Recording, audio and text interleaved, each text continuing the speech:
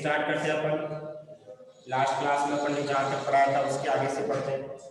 कहाँ तक पढ़ाया था? 5 हो गए, 5वां करवाना है। तो एक्स स्क्वायर माइनस का के एक्स प्लस का 4 के मूल समान हो तो के का मान ज्ञात कीजिए। क्वेश्चन नंबर 5 देखो, आपको दिया समीकरण दिया हुआ है एक्स स्क्वायर माइनस का के एक्स प्लस का 4 दिया हुआ है। द्विघात समीकरण का व्यापक क्या होता है? द्विघात समीकरण का व्यापक क्या होता है? ax स्क्वायर प्लस का bx प्लस का c इक्वल टू 0। तुलना करेंगे,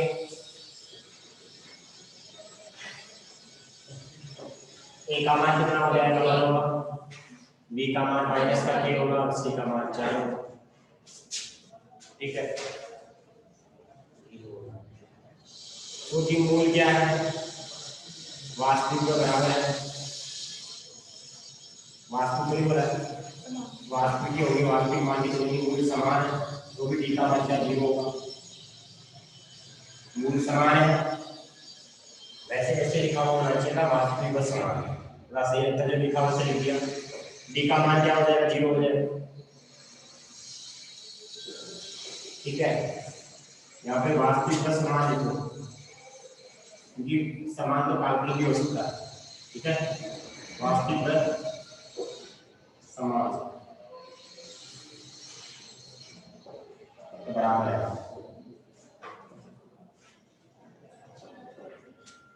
b स्क्वायर माइनस 4ac बराबर 0 हो जाएगा। ठीक है, b का मान माइनस का k का स्क्वायर, a का मान 1, c का मान 4, 0। k स्क्वायर माइनस का 16 बराबर 0, उधर जाएगा प्लस का 16, दोनों तरफ गुणा करेंगे, a का मान प्लस माइनस 4 आएगा, नहीं आएगा? खत्म कहानी। 5वां हो गया। 6 वाला देखो, x बराबर 1 दोनों का एक उपनिष्ठ मूल है। आपको कल ही बताया था मैंने, क्या बताया था? क्वेश्चन नंबर 6 है, उसका हल है। आपको दो द्विघात समीकरण दे रखे हैं, ax स्क्वायर प्लस का ax प्लस का b, ax स्क्वायर प्लस का ax प्लस का b, ये तो है। दूसरा है x स्क्वायर प्लस का x plus b equal to 0। समीकरण नंबर 2 हो गया है। समीकरण 1 हो गया, समीकरण 2 हो गया है। अब समीकरण 1 व 2 से अपन बात करें, ऐसे बोल रहा है कि x बराबर 1 इसका मूल उपनिष्ठ है, यानी कि इसका और इसका उपनिष्ठ है। मूल का मतलब क्या होता है? इसको वो क्या करेगा? संतुष्ट करेगा। यानी कि x का मान 1 इस पे रख सकते हैं, x का मान 1 इस पे रख सकते हैं। क्यों रखेंगे x का मान 1? क्योंकि वो बोल रखा है कि मूल इसका क्या है? x बराबर 1। तो अपन क्या करेंगे? समीकरण 1 में x बराबर क्या रखेंगे? समीकरण 1 में x बराबर 1 रखने पर 1 ही क्यों रखा? क्योंकि इसका क्या है? ये मूल है, मूल है तो संतुष्ट करेगा। तो क्या हो जाएगा? a1 का स्क्वायर a into 1 प्लस का क्या आएगा? यहाँ से कितना हो जाएगा? ये आपका a हो जाएगा, ये भी आपका a हो जाएगा, और प्लस का 3 इक्वल टू 0 हो जाएगा। a कितना आ गया? a 0 हो जाएगा। ठीक है, यहाँ से 3 उधर जाएगा, माइनस का 3 हो जाएगा। a की वैल्यू माइनस का 3/2 हो जाएगा। ठीक है, अब ऐसे क्या करेंगे? समीकरण 2 से बात करेंगे। समीकरण 2 में x बराबर 1 रखेंगे। क्यों? इसका भी तो मूल है, इसका भी वो मूल है। x बराबर 1 रखने पर रखेंगे तो क्या आएगा? 1 का square plus 1 plus b equal to 0। 1 का स्क्वायर 1 प्लस 1 2, कितना हो जाएगा? यहाँ से 2 plus b equal to 0। b का मान आपको पूछा क्या है? a into b पूछा है। a का मान माइनस का 3/2, b का मान माइनस का 2, माइनस माइनस प्लस 2 से 2 चला गया, a b का मान कितना आ गया? 3। ये तो आंसर है। क्या किया? x बराबर 1 समीकरण 1 में रखा, x बराबर 1 समीकरण 2 में रखा, a का मान निकाल लिया, b का मान निकाल लिया, खत्म, आंसर आ गया है।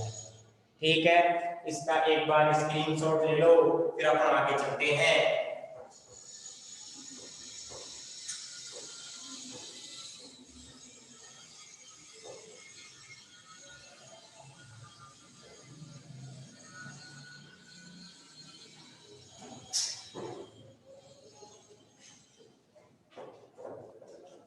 क्वेश्चन नंबर 7 देखो, विविक्तीकरण निकालना है। विविक्तीकरण को क्या बोलते हैं? विवेचन, नहीं पता? देखो, विविक्तीकरण और विवेचन एक ही चीज होती है। मैंने आपको विवेचन कराया था, विवेचन की ज्यादा सही है ना?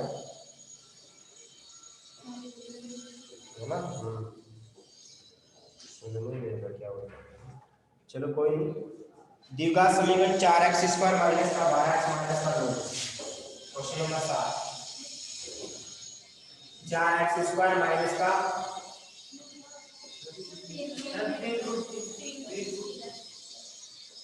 3√3x²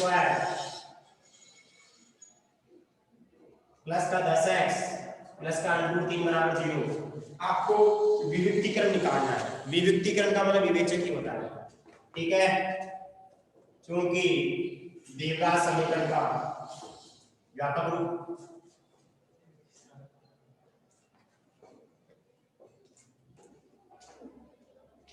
क्या होता है? ax² प्लस का bx प्लस का c = 0 दिया है। तुलना करेंगे, a का मान 3√3 आएगा, b का मान 10 आएगा, c का मान √3। देखिए, विवेचक बोलो चाहे विविक्तीकरण बोलो, विविक्तीकरण कैसे?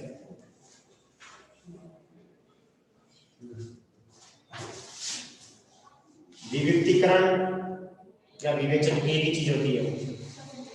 विविक्तीकरण बोलो, विवेचन बोलो, एक ही चीज होता है। d बराबर क्या हो जाएगा? b² - का और b का मान 10 का स्क्वायर, और a का मान 3√3, c का मान √3, 10 का स्क्वायर 100, 4 3 12, √3 3 100 - 36 64, खत्म कहानी। 7 के बाद 8 में हलों की प्रकृति बतानी है। वही क्वेश्चन हो गया, वैसे ही करेंगे। प्रकृति का मतलब डी का मान चेक करना पड़ेगा। ये बोलो तो समझो, अगर डी का मान 0 से बड़ा होगा तो मूल वास्तविक होंगे, भिन्न होंगे। अगर डी का मान 0 के बराबर आ गया तो मूल वास्तविक को बराबर होंगे। क्वेश्चन नंबर 8 में 4x² 12x - का 9 बराबर 0। वही द्विघात समीकरण हो जाता है।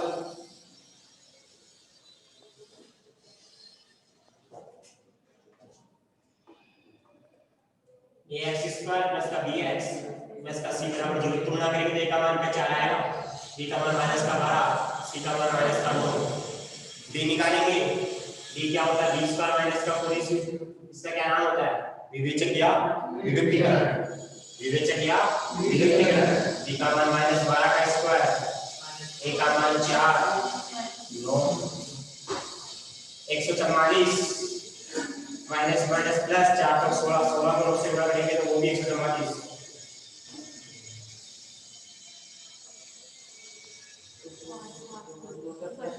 288 आ रहा होगा। ये आ क्या रहा है? ये पॉजिटिव आएगा। d की वैल्यू 0 से बड़ी है तो मूल क्या हो जाएंगे?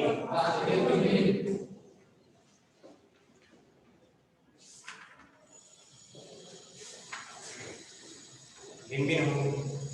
स्क्रीनशॉट ले लो। 9वां क्वेश्चन मैंने कटवा दिया था, 10वां कटवा दिया था, कटवाया था ना कल।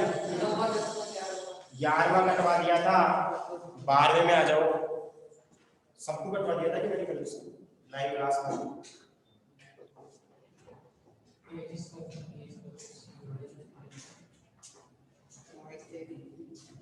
आपको पता है, एक बार वापस सुन लो मेरी बात। आपका सिलेबस कम हो गया है 3rd चैप्टर में। क्या कम हुआ है? एक तो 3.2 और एक 3.6। तो मैंने कल क्वेश्चंस कटवाए थे जो तीन विविध प्रश्नावली में 3.6 और 3.6 से संबंधित प्रश्न हैं, मैं उनको वापस कटवा रहा हूँ। एक बार जो बच्चे कल क्लास नहीं लिए थे वो देख लेना। 90 क्वेश्चन को क्रॉस कर दो, छोटा सा वहां पे क्रॉस का चिन्ह लगा दो। 10वें के क्रॉस कर दो, 11वें के क्रॉस कर दो, 9वां 10वां 11वां 16वां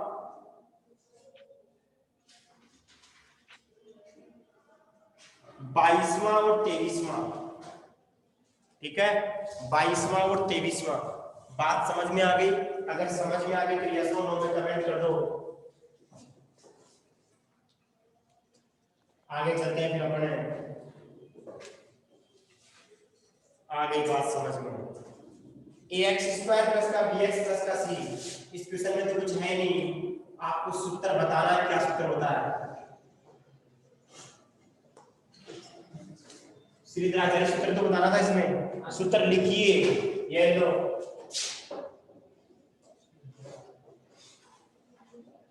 आचार्य सूत्र होता है x बराबर माइनस का b plus minus b square minus का 4ac अपॉन 2a। खत्म कहानी। 13वां प्रश्न आपको दिया हुआ है ax² प्लस का bx प्लस का c इक्वल टू 0।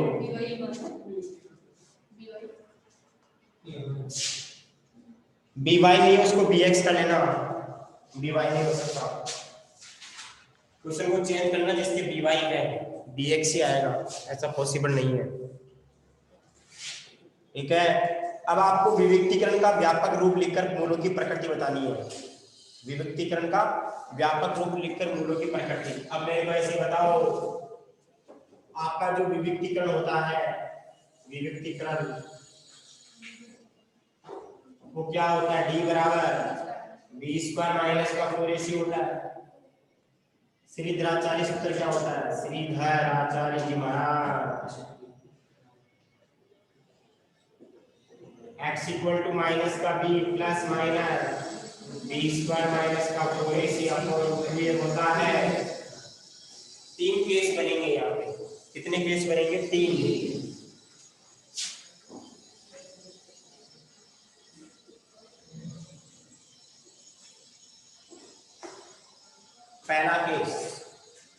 पहला केस क्या बनेगा? यदि d का मान केस नंबर फर्स्ट, स्थिति फर्स्ट, हिंदी मीडियम केस लिखा है तुम्हारे को, केस लिख लो, कोई दिक्कत नहीं है, इतना चलता है। केस फर्स्ट, d की वैल्यू अगर 0 से बड़ी हो तो b स्क्वायर माइनस 4ac भी 0 से क्या होगा? बड़ा होगा। तो मूल क्या होंगे? वास्तविक होंगे तथा भिन्न भिन्न होंगे। अब क्या होंगे भिन्न भिन्न? देखिए, माइनस b प्लस माइनस, इसकी वैल्यू को d लिख सकता हूं क्या? Upon 2a। एक बार तो ले लेंगे प्लस का और एक बार ले लेंगे माइनस का। क्या मेरी बात समझ में आ रही है क्या? इसको प्लस लिख दिया, एक बार माइनस। केस नंबर दूसरा, यदि d का मान 0 आ जाए, इसका मतलब b स्क्वायर माइनस 4ac 0 हो गया। मूल क्या होंगे?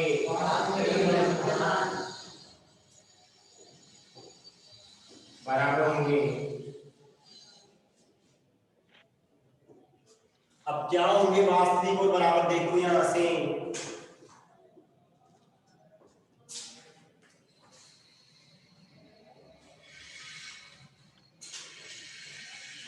x का मान आएगा, देखो यहां से x बराबर minus b plus minus d होता है और d की वैल्यू क्या आ गई? 0 आ गई।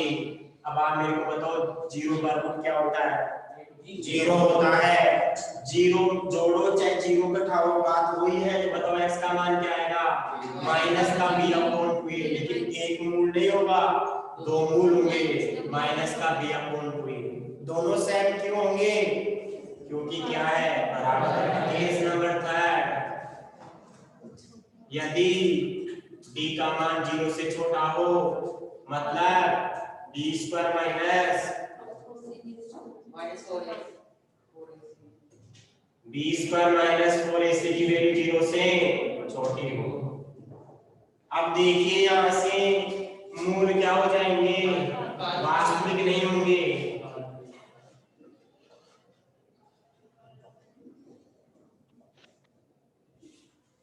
अतः मूल क्या हो जाएंगे, काल्पनिक हो जाएंगे।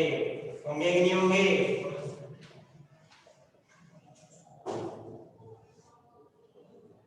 ये क्वेश्चन का तरीका था करने का, चाहे 3 नंबर में आए चाहे 2 नंबर में आए।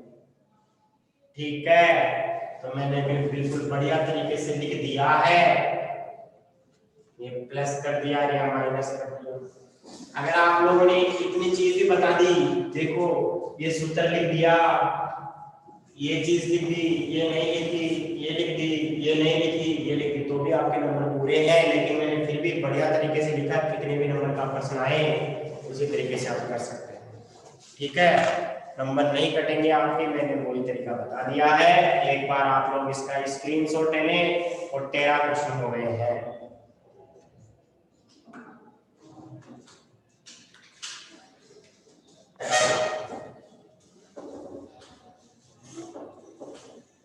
आगे चलते हैं, क्वेश्चन नंबर 14।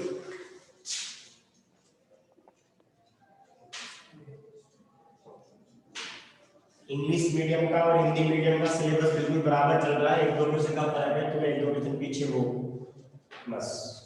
उनके 2 क्वेश्चन बचे हैं मिसलेनियस एक्सरसाइज में आज, और तुम्हारे ज्यादा बचेंगे, शायद 4 बच सकते हैं। क्वेश्चन नंबर कौन सा 13 हो गया, द्विघात समीकरण का शून्य ज्ञात करने, शून्याङ्कों व गुणांकों के बीच में संबंध की सत्यापितता की जांच करनी है। एक क्वेश्चन तो कर सकते हो, लेकिन फिर भी करवा देते, रिवीजन हो जाएगा सबका, क्योंकि सब दुखी आप पढ़े हैं। क्वेश्चन नंबर 14, हाँ वह एक्सेप्शन केस हो जाता है। माना fx बराबर, देखिए बहुपद पर fx मानते हैं, fx बराबर 2x square minus 8x plus का 6। यह आपका द्विघात बहुपद दिया गया, मेरी बात को समझ लो। देखिए मैंने बराबर में 0 नहीं लिखा है, इतनी देर बराबर में 0 लिख रहे थे क्योंकि वो समीकरण थे, और ये क्या है, इतनी देर अपन बराबर में 0 लिख रहे थे क्योंकि वो समीकरण था। ये अब की बात क्या है, बहुपद है। बहुपद में अपन fx मानते हैं। 3.1 का पहला प्रश्न है, 3.1 में पहले के 5-6 प्रश्न थे, वही तो प्रश्न है, सेम प्रश्न उसी टाइप का। एक बार चेक करो क्वेश्चन भी सेम ही है क्या, अगर क्वेश्चन सेम आए तो मजा आ जाए, करवाई नहीं अपन, ऐसा भी तो हो सकता है ना, नहीं है ऐसा नहीं होता ना, अपने साथ ऐसा होता ही नहीं है। तो यहाँ पे कितना हो जाएगा, अगर अपन बात करें द्विघात समीकरण का, द्विघात बहुपद का व्यापक रूप, द्विघात बहुपद का व्यापक रूप, fx मानते हैं उसको भी, ax स्क्वायर प्लस का bx प्लस का c। जब समीकरण होता है तब fx नहीं लिखते, वो 0 कर देते बराबर में। तुलना करने पर, तुलना करने पर वैसे अपन ऐसे क्यों कर रहे हैं, बाद में कर लेंगे ना वो तो, हाँ अल्फा बीटा मानेंगे। ठीक है, तो यहाँ पे पहले इसके टुकड़े कर देते हैं, टुकड़े करना आता है, माइनस का 6 और 2x कॉमन ले लो, x माइनस 3 आएगा, 2x माइनस 2। शून्याङ्कों के लिए fx को 0 करते हैं, fx भाई साहब बोलो x माइनस 3, 2x माइनस 2, या तो ये 0 या फिर ये 0, या तो x माइनस 3 बराबर 0,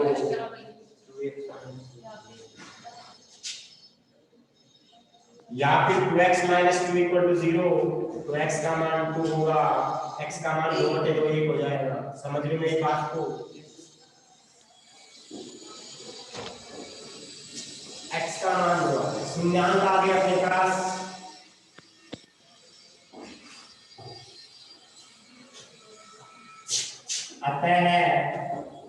शून्याङ्क x का मान आ गया 3 और 1, माना नहीं, सत्यता की जांच के लिए माना अल्फा बराबर 3, बीटा बराबर 1। अब जांच करेंगे, एक आंसर तो आ गया है, दिस अल्फा का मान 3 मान लिया, बीटा का मान 1 मान लिया। द्विघात बहुपद का व्यापक रूप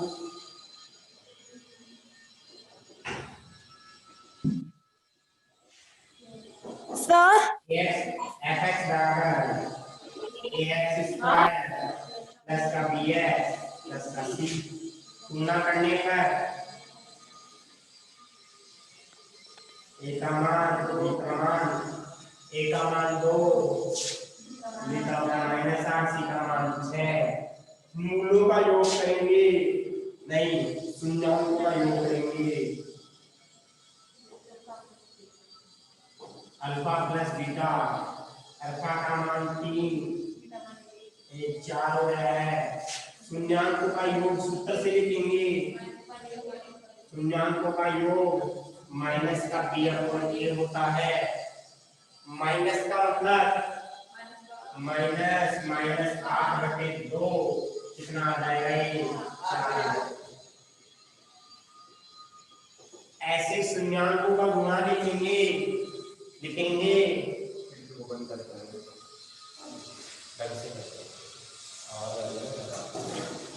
मेरी आवाज को समझाएगी, उस मशीन की आवाज जाएगी।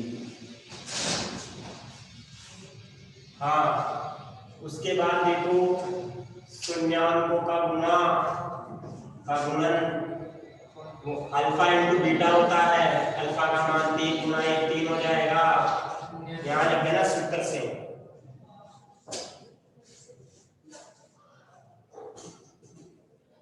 ठीक है, एक्सक्यूज मी सर, कितना हो जाएगा यहाँ पे माइनस 8 4 आ जाएगा। शून्याङ्कों का गुणन अल्फा इंटू बीटा 3 गुना 1 3, गुणन सूत्र से c/a, c की वैल्यू 9, 6/2 3। एक्सक्यूज मी सर, क्या लिखते हैं, लास्ट में वो चीज लिख देना अपन ने क्या लिखा था। अतः गुणांकों व शून्याङ्कों के मध्य संबंध सत्य है। अरे लिख लोगे ना, एक बार यस और नो में कमेंट करो, वो लाइन लिख लोगे क्या। अतः गुणांकों व शून्याङ्कों के मध्य संबंध सत्य है। स्क्रीनशॉट ले लो इसका, 14 वाला है, 15 वाला करेंगे। क्या क्वेश्चन है, मेरी आवाज वहां पे नहीं जा रही। अच्छा ठीक है। Excuse me sir, x² minus का px प्लस का q, इस द्विघात समीकरण के अल्फा व बीटा शून्याङ्क है, तो दोनों के मान ज्ञात कीजिएगा। प्रश्न ये है,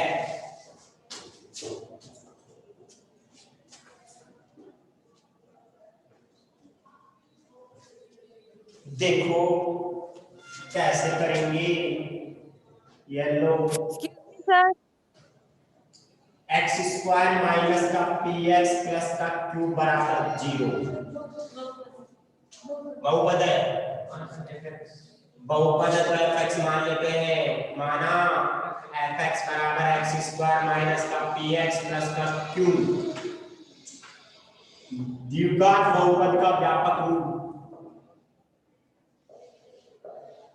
ये लाइन में पहले नहीं लिखता था ना, कभी लिखता था कभी नहीं लिख दिया आपको, नहीं लिखो तो भी डायरेक्ट लेके थोड़ा सही रहेगा। fx बराबर 1 तो आप कॉपी में लिखोगे तो बढ़िया जमा दोगे, कोई दिक्कत नहीं आएगी। ax² प्लस का bx प्लस का c, तुलना करने पर तुलना करेंगे, a का मान 1, b का मान -3, c का मान 2। अब अल्फा प्लस बीटा कितना आएगा, माइनस का बी अपॉन ए आएगा, नहीं आएगा? अरे माइनस माइनस बी अपॉन 1 आ गया। बहुत सिंपल है क्वेश्चन, बहुत बहुत सिंपल है। अल्फा इंटू बीटा आएगा, सी अपॉन ए होता है। सी की वैल्यू बोलो, सी कितना है, क्यू, क्यू अपॉन 1 कितना हो जाएगा, क्यू हो जाएगा। बात समझ में आई कि नहीं आई? ये हो गया अल्फा इंटू बीटा की वैल्यू आ गई है, और अल्फा प्लस बीटा। अब इसका जो पहला पार्ट है वो है 1 अपॉन नहीं, alpha square plus beta square है।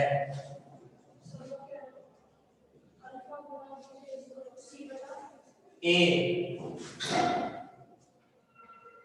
टू बी है,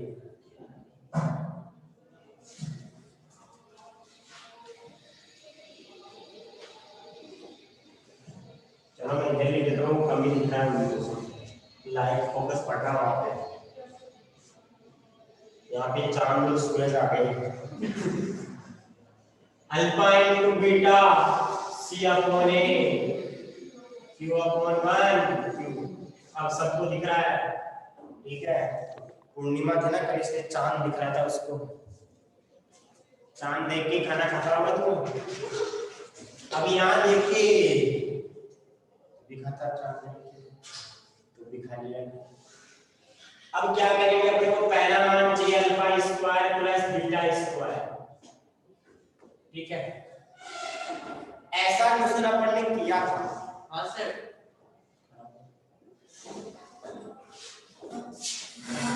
कहाँ किया था ऐसा क्वेश्चन, बता दे के। इतना इंटेलिजेंट हो गया बच्चा, तीसरा या चौथा क्वेश्चन है। 3.1 का ऐसा ही क्वेश्चन था जहां पे शून्याङ्कों के वर्गों का योग दे रखा था। शून्याङ्कों के वर्गों का योग कौन से क्वेश्चन में दे रखा था?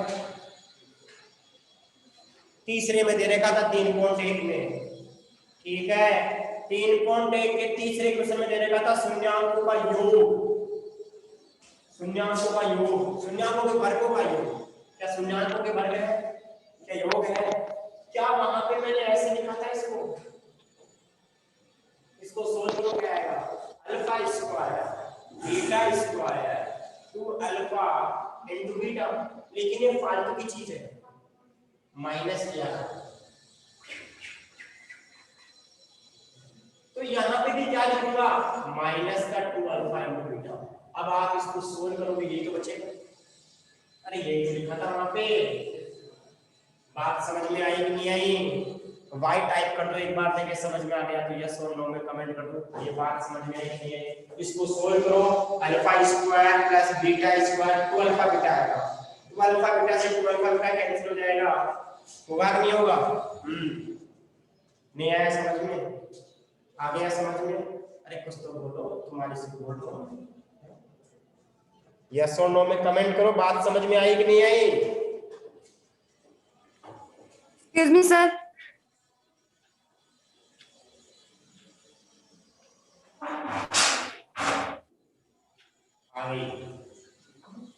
ऐसा किया था अपन ने क्वेश्चन में, ठीक है? अल्फा प्लस बीटा की वैल्यू बोलो बोलो बोलो बोलो बोलो, पी, पी का स्क्वायर 2 अल्फा इनटू बीटा की वैल्यू क्यू। यही तो आंसर है, alpha square plus beta square का मान यही तो आ रहा है। Number 2 1 upon alpha plus 1 upon beta, लघुत्तम कितना लूं? Alpha beta. अल्फा से अल्फा नमस्ते, बीटा इनटू 1 बीटा आएगा, बीटा से बीटा नमस्ते, अल्फा। अरे 3 में 4 जोड़ो चाहे 4 में 3 जोड़ो, मान कितना आता है? 7। अल्फा में बीटा जोड़ो चाहे बीटा में अल्फा जोड़ो, बात एक ही है। बीटा प्लस अल्फा कितना आएगा? Beta plus alpha P, alpha into beta, खत्म कहानी, आंसर आ गया। 15वां प्रश्न हो गया है, 16वां करना नहीं है, 17वां देखेंगे। अब आप मेरे को ऐसे बताओ, 18वां प्रश्न कर सकते हो क्या? पूर्ण वर्ग विधि से करना है, एक बार वाई टाइप कर दो। 18वां प्रश्न कर सकते हो क्या? पूर्ण वर्ग विधि से करना। वेरी गुड, बहुत बढ़िया। मैंने बताए थे बहुत सारे क्वेश्चंस, अब सारे नहीं करूंगा तो फिर तुम क्या करोगे हैं? दो लफ्जे थोड़ी बचोगे। अभी क्वेश्चन नंबर 17 समझना है। एक आयताकार प्लॉट है। प्लॉट है क्या? खंड होगा, भूखंड होगा। भूखंड को इंग्लिश में प्लॉट ही बोलते हैं। इतने कैसे कैसे नाम देते हैं हिंदी में। भूखंड, भूकंप आ गया हो, भूखंड। हाँ, एक आयताकार भूखंड का क्षेत्रफल 528 मीटर स्क्वायर है। भूखंड की लंबाई चौड़ाई के दोगुने से एक अधिक है। द्विघात समीकरण निरूपित कर भूखंड की लंबाई व चौड़ाई ज्ञात कीजिए। देखिए प्रश्न में क्या है। मैंने मान लिया, माना आयताकार भूखंड, भूखंड की चौड़ाई मानूंगा पहले, प्लॉट की चौड़ाई। देखिए रेक्टेंगुलर प्लॉट, एक प्लॉट है उसकी, वैसे रेक्टेंगुलर प्लॉट होते हैं, स्क्वायर प्लॉट, वर्गाकार प्लॉट बहुत कम होते हैं, लंबे प्लॉट होते हैं, चौड़ाई में कम होती है। एक माना आयताकार भूखंड की चौड़ाई कितनी हो जाएगी? x metre. मटर नहीं, मीटर, मटर मटर बहुत महंगे मटर भी आएगी। x मीटर, ठीक है। देखिए मैंने चौड़ाई को ही क्यों माना? वैसे चौड़ाई को b लिखते हैं, बैक। चौड़ाई को क्या लिखते हैं? वैसे b लिखते हैं, चौड़ाई मतलब b लिखते हैं, तो x मीटर लिख सकता हूं।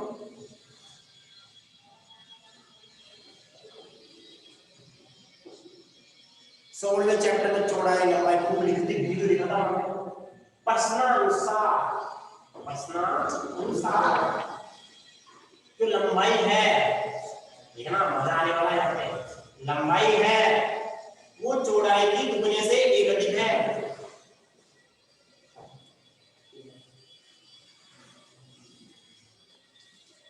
जो लंबाई है चौड़ाई के दुगने से एक अधिक है। लंबाई चौड़ाई के दुगने से एक अधिक है। काम हो गया। अब क्या बोला है? आयताकार भूखंड का क्षेत्रफल 500 मीटर स्क्वायर। आयताकार भूखंड से क्या लंबाई की चौड़ाई होगा नहीं होगा? जैसे मेरी बात को समझ रहे हो, n क्या होता है? 528 है। n का मान बोलो 2x + 1, b का मान बोलो x 528, गुणा कर दो इसको, 2x² + का x बराबर 528। आपको ऐसे बोलना है कि द्विघात समीकरण रूप में लिखिए। ये क्या द्विघात समीकरण आ गया? एक काम तो हो गया। एक चीज पूछा था कि द्विघात समीकरण के रूप में निरूपित कीजिए। This is the quadratic equation of a variable x। ये द्विघात समीकरण है, 2x² + का x - का 5 = 0। द्विघात समीकरण के रूप में निरूपित कर दिया है। अब आपको लंबाई भी चाहिए, चौड़ाई भी चाहिए। अब इसका क्या करेंगे? टुकड़े करेंगे। सर इतने खतरनाक टुकड़े हमारे को नहीं आते हैं, अभी सिखाऊंगा कैसे करते हैं इतने बड़े बड़े क्वेश्चंस का टुकड़े। इसका एक बार स्क्रीनशॉट ले लो और इसके टुकड़े बताता हूँ। x का मान निकालना पड़ेगा, चौड़ाई आ जाएगी, और x का मान लंबाई में रखेंगे तो लंबाई आ जाएगी।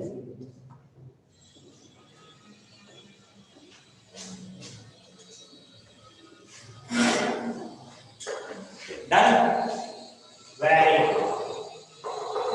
चलते हैं आगे।